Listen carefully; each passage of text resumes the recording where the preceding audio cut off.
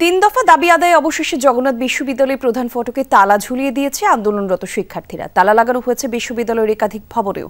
ঘোষণা করা হয়েছে কমপ্লিট শাটডাউন। সকালে 8:30টার দিকে বিশ্ববিদ্যালয়ের প্রধান ফটক এবং শহীদ সাজিদ ভবনে তালা লাগিয়ে কমপ্লিট শাটডাউন ঘোষণা করে অনশনরত শিক্ষার্থীরা।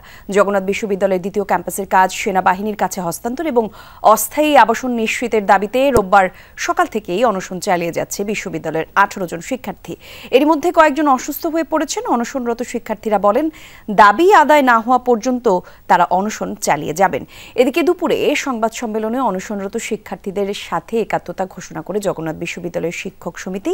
পরে কোষাধ্যক্ষ জানান, বুধবার সকালে সংশ্লিষ্টদের সাথে যৌথ সভায় সেনাবাহিনীর হাতে দ্বিতীয় ক্যাম্পাসের কাজ হস্তান্তর প্রক্রিয়া শুরু হবে।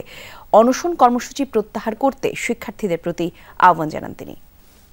কাজ সেনাবাহিনীকে হস্তান্তরের ক্ষেত্রে সুনির্দিষ্ট একটা রোড ম্যাপ আমাদের দিতে হবে। বিশ্ববিদ্যালয়ের পাশে দুইটা হল আছে, সেই দুইটা হলে ভবন নির্মাণের অনুমতি প্রদান করতে হবে। যতদিন আমাদের আবাসন ব্যবস্থা নিশ্চিত না হয় ততদিন বিশ্ববিদ্যালয়ের 70% শিক্ষার্থীদেরকে আবাসন ভাতা প্রদান করতে হবে।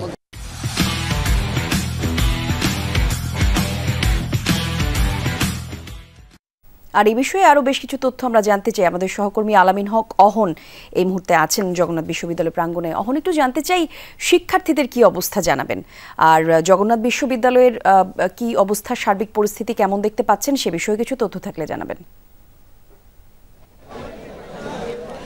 প্রশাসনের পক্ষ থেকে জানানো হয়েছে আগামী বুধবার বেলা 11:30টায় ইউজিসি, বিশ্ববিদ্যালয় প্রশাসন এবং যে সেনাবাহিনীর যে কর্মকর্তা রয়েছেন তাদের সঙ্গে, প্রতিরক্ষা মন্ত্রণালয়ের যে কর্মকর্তা রয়েছেন তাদের সঙ্গে একটা বৈঠক অনুষ্ঠিত হবে এবং সেই বৈঠকে এই বিশ্ববিদ্যালয়ের যে দ্বিতীয় ক্যাম্পাস সেটি সেনাবাহিনীর মাধ্যমে সেই কাজটি করানো যায় কিনা সেই হস্তান্তরের প্রক্রিয়াটা শুরু হবে, একটা আশ্বাস তারা দিয়েছেন। এবং তার পরবর্তীতে শিক্ষার্থীরা এখনও অনশনে রয়েছেন।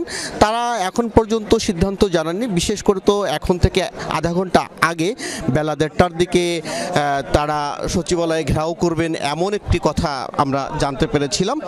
এখন সেটি সময় পার হয়ে গেল।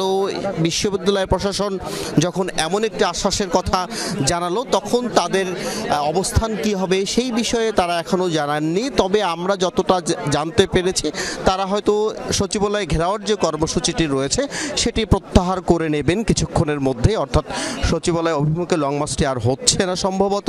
তারপরেও শিক্ষার্থীরা কিছুক্ষণের মধ্যে সংবাদ সম্মেলনের মধ্য দিয়ে সেই কথাটি জানাবেন। তো তবুও কিছু কিছু শিক্ষার্থী এখনও ক্ষুব্ধ রয়েছেন। তারা বলছেন, বুধবারে কেন, এখনই কেন নয়, বিশেষ করে আজ না হোক আগামীকাল কেন সেই বৈঠকটি হবে না, সেই বিষয়ে তারা বারবার বলছিলেন। এবং শিক্ষার্থীদের মধ্যে এখনও সেই আলোচনা চলছে, তারা কি জানাবেন। বিশেষ করে এমন একটি ঘোষণা আসার পর বিশ্ববিদ্যালয় প্রশাসনের পক্ষ থেকে তাদের অবস্থান কি হবে সেটি নিয়ে তাদের মধ্যে আলোচনা চলছে। এবং এই অনশনে এখন পর্যন্ত 16 জন শিক্ষার্থী অসুস্থ হয়ে হাসপাতালে ভর্তি আছেন। তাদের চিকিৎসাভার বিশ্ববিদ্যালয় প্রশাসন বহন করছে। এবং এখন পর্যন্ত যেসব শিক্ষার্থী এখানে অনশনে রয়েছেন তাদেরও আমরা দেখেছি অনেকেই অসুস্থ অবস্থায় রয়েছেন।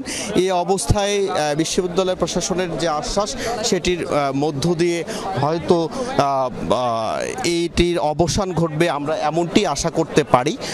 এবং আপনাকে জানিয়ে রাখি, এখানে গণমাধ্যম কর্মীরা ভিড় করছেন। তারা শেষ পর্যন্ত শিক্ষার্থীরা কি জানান সেটি হয়তো কিছুক্ষণের মধ্যে আমরা জানতে পারবো। তবে আমরা আশা করছি তাদের সেই যে লং মার্চ কিংবা সচিবালয় যে ঘেরাও কর্মসূচি ছিল সেটি হয়তো আর শেষ পর্যন্ত থাকছে না।